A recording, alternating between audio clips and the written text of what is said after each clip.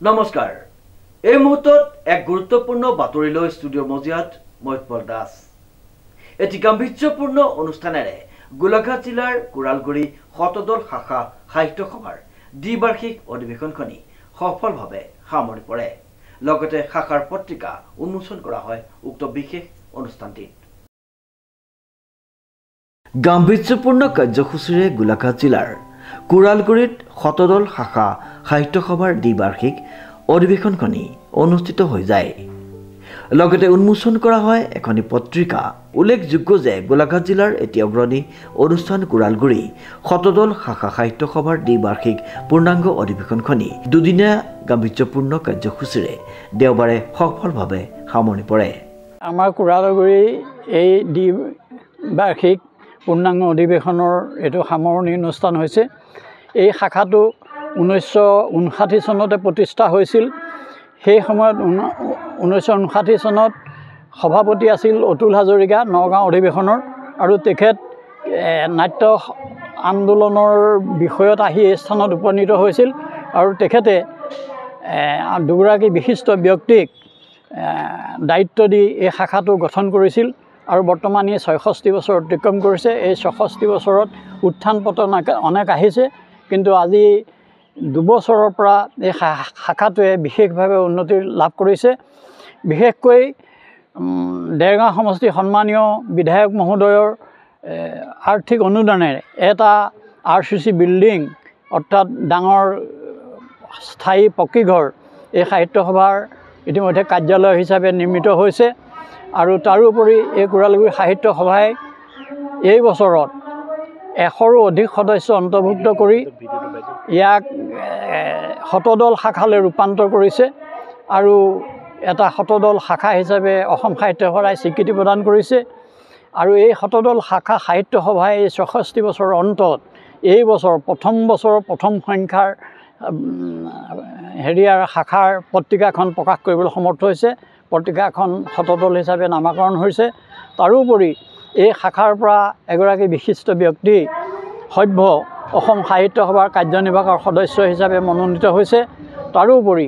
এই কুৰালগুৰি শাখা সাহিত্য সভাৰ এটি সুহিত পৰিয়ালো ইতিমধ্যে অসম সাহিত্য সভাই স্বীকৃতি প্ৰদান কৰিছে গতিকে বৰ্তমান কুৰালগুৰি শাখা সাহিত্য সভাৰ স্বৰ্ণময় এক পথত অগ্ৰসৰ হৈছে আমি আশা কৰিম অনাগত দিনত এই শাখাই অধিক কৰ্ম প্ৰেৰণাৰে সাহিত্য সৃষ্টিৰ ক্ষেত্ৰত বলিষ্ঠ পদক্ষেপ গ্ৰহণ কৰিব স্থানীয় বহুকেইজন লেখক এই কুৰালগুৰি সাহিত্য সভাৰ মাধ্যমতে সৃষ্টি হৈছে আৰু অনাগত দিনত আৰু সদস্য বা সাহিত্যপ্ৰেমী সৃষ্টি কৰিব এই আশা ৰাখিছোঁ আৰু কুৰালগুৰি সাহিত্য সভাৰ উত্তৰোত্তৰ মই উন্নতি কামনা কৰিছোঁ আৰু এই উন্নতিয়ে আমাৰ নতুন প্ৰজন্মক সাহিত্য চৰ্চাত অধিক আগ্ৰহান্বিত কৰি তুলিব এইখিনিকে কৈছোঁ আৰু মই সকলোজনকে সশ্ৰদ্ধ প্ৰণিপাত জনাই মই মোৰ বক্তব্য সামৰণি মাৰিছোঁ চিৰস্নেহী দেওবাৰে অনুষ্ঠিত হোৱা মুকলি সভা শুভ উদ্বোধন কৰে বিশিষ্ট সাংবাদিক অসম সাহিত্য সভাৰ কেন্দ্ৰীয় বিষয়ববীয়া দিগন্ত কুমাৰ ভূঞাই শিঙৰিজান সাংস্কৃতিক ভৱনত শাখাৰ নৱনিৰ্বাচিত সভাপতি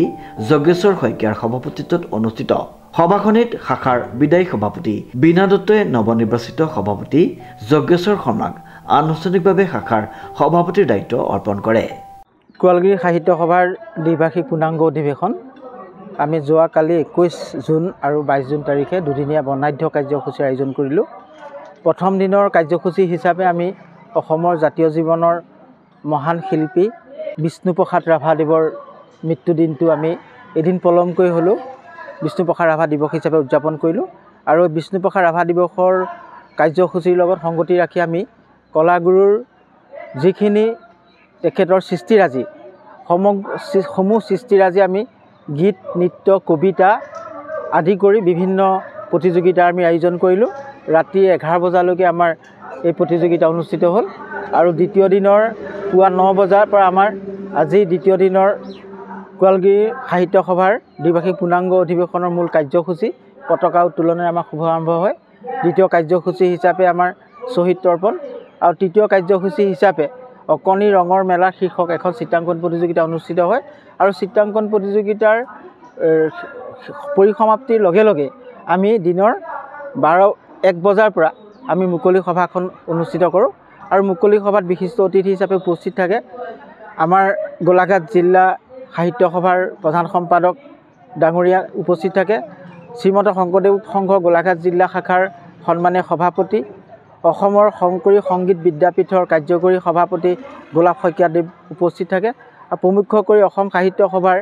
কেন্দ্ৰীয় চাহ জনগোষ্ঠী সংস্কৃতি আহ্বায়ক আমাৰ শ্ৰদ্ধা দিগন্ত ভূঞা ডাঙৰীয়াই মুকলি সভাখন শুভ উদ্বোধন কৰে আৰু এই মুকলি সভাতে আমি দুখনকৈ গ্ৰন্থ আজি উন্মোচন কৰোঁ এখন গ্ৰন্থ হ'ল আমাৰ গোলাঘাট সাহিত্য সভাই প্ৰথমবাৰৰ বাবে প্ৰথম বৰ্ষৰ প্ৰথম সংখ্যা হিচাপে বাৰ্ষিক মুখপত্ৰ শতদলখন আজি আমি উন্মোচন কৰোঁ আৰু এই শতদলখন উন্মোচন কৰে গোলাঘাট জিলা সাহিত্য সভাৰ সন্মানীয় সম্পাদক শ্ৰীযুত কি আছিল নামটো আৰু আন এগৰাকী বিশিষ্ট লেখিকা আমাৰ এই অঞ্চলৰ মামণি শইকীয়া দেৱৰ মামণি শইকীয়া মহোদয়ৰ এখন গ্ৰন্থ আমি প্ৰত্যাশা কবিতা পুথি আমি উন্মোচন কৰোঁ আজি মুকলি সভাতে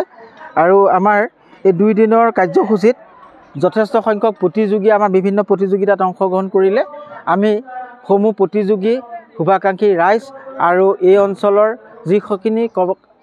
ৰাইজে আমাক এই অধিৱেশন সাফল্যমণ্ডিত কৰাত সহযোগিতা কৰিলে তেওঁলোকক আমি আন্তৰিক ধন্যবাদ আৰু কৃতজ্ঞতা জ্ঞাপন কৰিছোঁ ধন্যবাদ শাখাৰ সম্পাদক দেৱজিৎ কলিতাই আধৰা সভাত শাখাৰ পত্ৰিকা উন্মোচন কৰে গোলাঘাট জিলা সাহিত্য সভাৰ সম্পাদক দুলাল চন্দ্ৰ দাসে মামণি শইকীয়াৰ কাব্যগ্ৰন্থ প্ৰত্যাশা উন্মোচন কৰে শ্ৰীমন্ত শংকৰদেৱ সংঘৰ গোলাঘাট জিলা শাখাৰ সভাপতি গোলাপ শইকীয়াই গ্ৰন্থখনৰ বিষয়ে কওকচোন ৰাইজে পঢ়ি কেনেকুৱা পাব তাত কি আপুনি বাৰ্তা দিছে কবিতাৰ দ্বাৰা এই গ্ৰন্থভাগী মই আজি প্ৰায় 10 বছৰ প্ৰয়াসত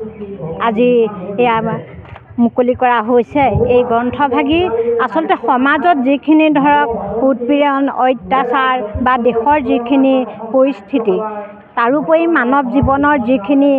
মানে ঘাত প্ৰতিঘাতৰ পৰা ধৰি সমস্তখিনি আৰু আধ্যাত্মিক চিন্তাৰে আমাৰ জীৱনটো কেনেকৈ আগুৱাই নিব পাৰি তেনে বানপানী প্ৰকৃতিৰ সমস্যা আদি বিভিন্ন সমস্যাক লৈ আমি এই গ্ৰন্থভাগী আজি গ্ৰন্থৰূপত ৰূপ দি এয়া আপোনাৰ খবৰ আগত আমি স্থিতি হৈছোঁ আৰু দ্বিতীয় কথা হ'ল কি এই মানৱ জীৱনটো আমাৰ খন্তেকীয়া জীৱন এই খন্তেকীয়া জীৱনত জীয়াই থকা দিনকেইটাকে নিজৰ এটা সাৰ্থকতা লাভ কৰি কেনেকৈ আমি সাহিত্য প্ৰচাৰেই হওক বা সামাজিক বিভিন্ন মাধ্যমেই হওক তেনেধৰণে আগবাঢ়ি যোৱাটো কাম্য আৰু মই ভাবোঁ আমাৰ দৰে আৰু 10 গৰাকী সমাজৰ এনেধৰণে আগবাঢ়ি যাওক সাহিত্য চৰ্চা কৰক আধ্যাত্মিক চৰ্চা কৰি নিজৰ গৃহভাগ গঢ় দি নিজৰ সন্তানসকলক মানৱ সম্পদ ৰূপে গঢ় দিয়াটো আমাৰ প্ৰধান কাম্য সভাত গোলাঘাট জিলা সাহিত্য সভাৰ প্ৰাক্তন সভাপতি পবিত্ৰ বৰবৰা সদৌ ছাত্ৰ সন্থাৰ উপসভাপতি অভিৱৰ্তন গোস্বামী বিশিষ্ট শিক্ষাবিদ লেখক গুণেন্দ্ৰনাথ বৰা আদিকে মুখ্য কৰি কেইবাগৰাকী বিশিষ্ট ব্যক্তি উপস্থিত আছিল সভাত জিলা সাহিত্য সভাৰ সাংগঠনিক সম্পাদকদ্বয় চন্দ্ৰজিৎ গগৈ চন্দন কৰ্মকাৰ সাংবাদিক অৰুণ বিকাশ বৰুৱা আনন্দ সুন্দৰ শৰ্মা ঠাকুৰকে মুখ্য কৰি বিশিষ্ট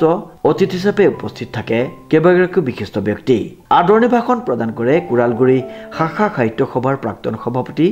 অসম সাহিত্য সভাৰ কেন্দ্ৰীয় কাৰ্যনিৰ্বাহক তথা উদযাপন সমিতিৰ সভাপতি পুৰঞ্জয় গোস্বামীয়ে সম্পাদকীয় প্ৰতিবেদন পাঠ কৰে শাখাৰ সম্পাদক দেৱজিৎ কলিতাই আৰম্ভণিতে প্ৰিন্সিপিয়া কলিতাই পৰিৱেশন কৰা বৰগীতে পৰিৱেশটি মুখৰিত কৰি তোলে দেৰগাঁও কুৰালগুৰিৰ পৰা নৱজ্যোতি ভঁৰালীৰ এক বিশেষ প্ৰতিবেদন নিউজ নাও।